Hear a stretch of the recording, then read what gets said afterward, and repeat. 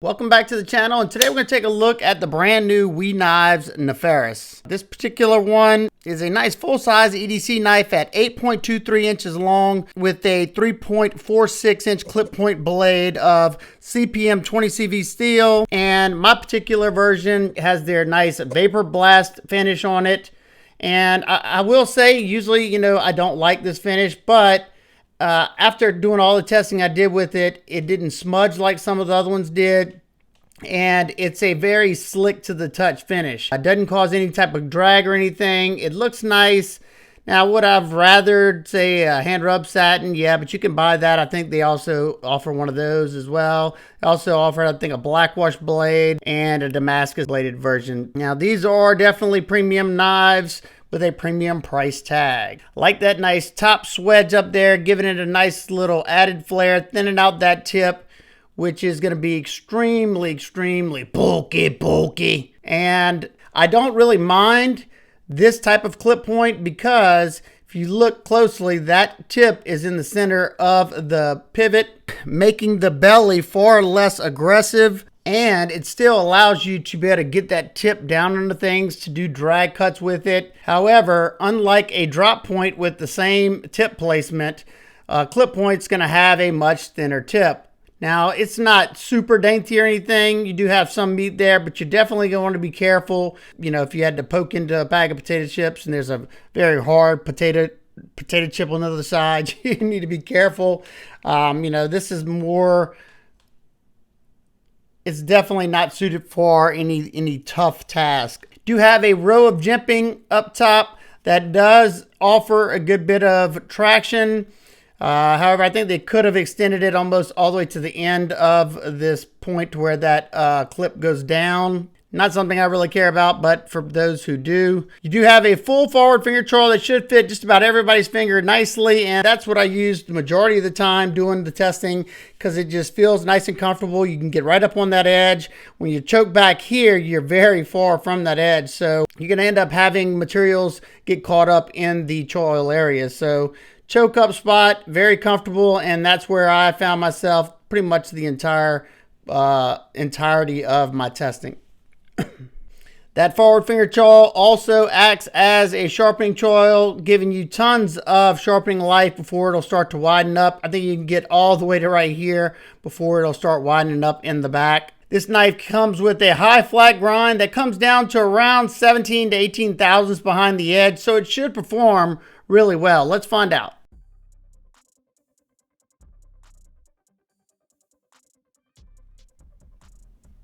This has got to be the sharpest WE knife I've ever gotten out of box. This thing has a very good edge, and it's got a good bit of toothiness. At least it feels like it does so far.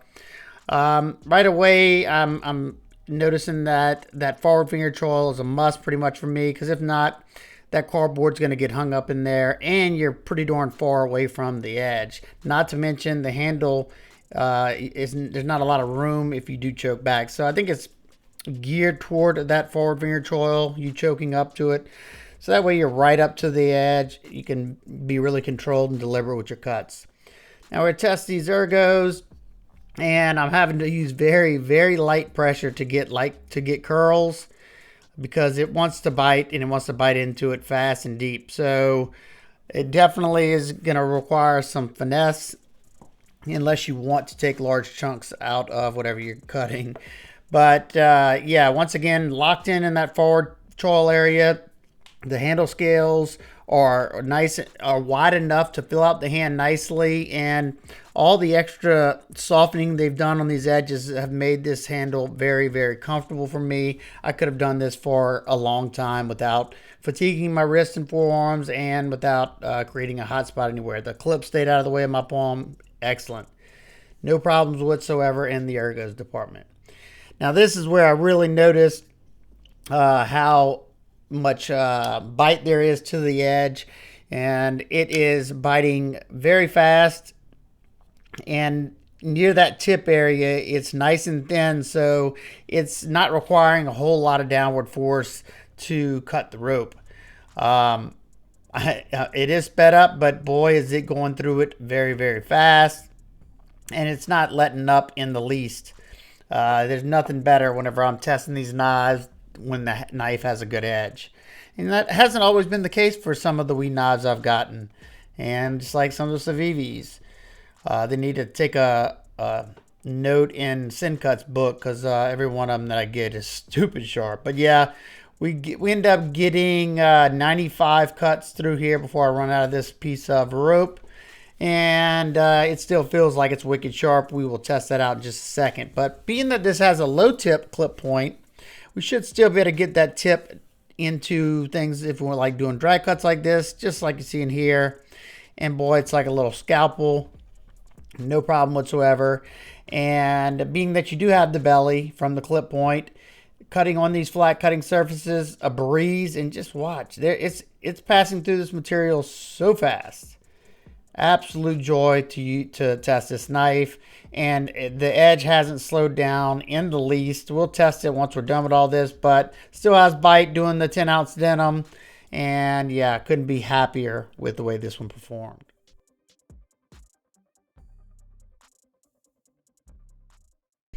After all the testing, let's check that edge. It still feels really nice. Yeah, no hang-ups.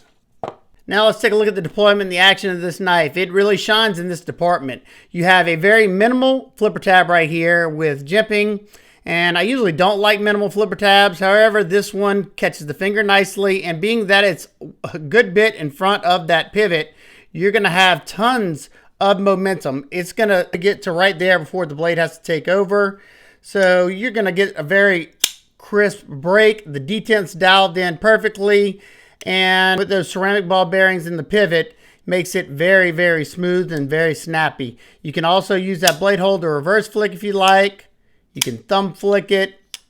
You can slow roll it. I like whenever you have a little bit longer blade hold like this one. So even with a more stout detent, you can break it fairly easily. Take a look at that detent.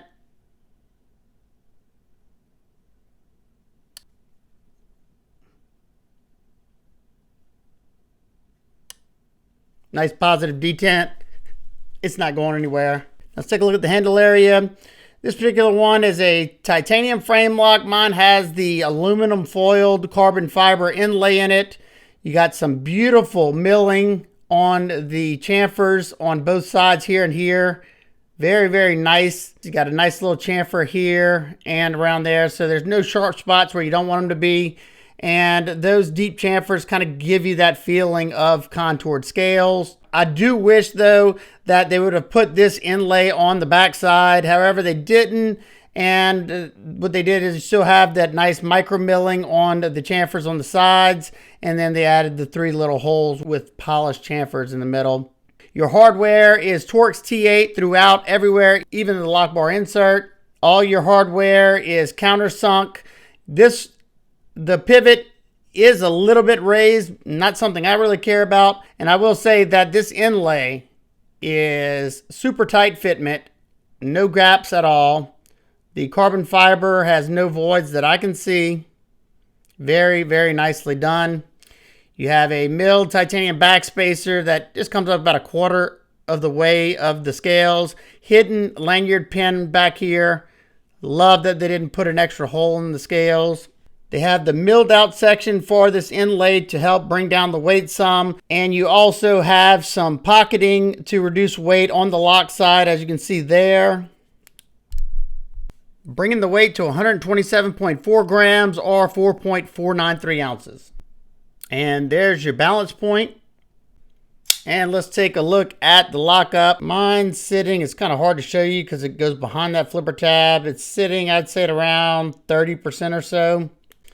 And mine has a very, very tight lockup. I can't muscle any movement up or down, left or right. The access to the lock bar is pretty darn good because this comes down a little bit lower than the lock. You also have a textured chamfer right here on the lock side, so I can easily get my thumb in there. Or if I want to use the fat of my thumb, which I use 90% of the time anyway, very easy to manipulate. One thing I also noticed with this knife that made the ergos really, really good is the fact that they did some extra finishing work to these scales After these chamfers, you have a rounding effect on the edges right here. And they're almost not a polish, but they're like a high satin finish. They feel really good in hand. And in turn, whenever I was doing my testing, it felt excellent in hand. You know, it fills out the hand nicely because it's wider scales. And I was able to get a good bit of force into everything I was cutting. Quick size comparison with the Ontario Rat 1 and 2. It's about identical in length to the Spyderco PM2 and much larger than the Power 3. Similar in length to the Hogue Ritter RSK and much larger than the Mini RSK. It's a little bit smaller than the Kaiser Phoenix and a little bit larger than the Wii Vision R. All right, now for my nitpicks and complaints. I talked about them. I would have liked to see this inlay on this side as well. I don't know if there's lefty versions, but this is tip up right hand carry only. I don't love the blade finish, but I much prefer this than some of the other blasted blades that I've gotten from Wii. And the price tag. Price is up there. And that's the reason why y'all haven't seen many Wii knives on the channel. I think the last Wii knives that I bought was the Wii kite fin, I think, no, or high fin. The Wii, this one's escaping me. And the one y'all just saw, the Vision R. And I think I bought these two a couple of years ago at Blade Show when they came out. So even though I love a lot of the Wii models, I just can't afford to buy any unless the design really speaks to me. So this one comes in at $315. Yes, that is expensive, but after examining the knife with a fine-tooth comb and seeing all the finishing work, feeling it, testing it, I feel a lot better about the purchase. Like I said, the extra attention to detail, how they soften all these edges, and the extra hand sanding before they do this vapor blast is a lot more than I see other companies charging less for, say, this exact knife. So is it expensive? Yes. Do I recommend it? If the price is okay with you, yes. I would have to say this is probably going to end up being my favorite Wii knife that I own. I don't own a ton of them anymore, but I do own, you know, the ones I have, or I like them a lot. And this one could jump at the top of that list in the Wii department for me. Very well done knife. Like I said, this one's $315. They have one without inlays for $298, and you can go all the way up to $680 with the Damascus blade and the fat carbon inlay. I will say those look absolutely stunning. One day I might pick up one of their Damasteel or whatever bladed ones. They look so good. So yeah, let me know what y'all think about this one. If you have any questions, comments, concerns, please leave them down below. I hope everybody's having an absolute amazing day. I will see y'all on the next one. Peace.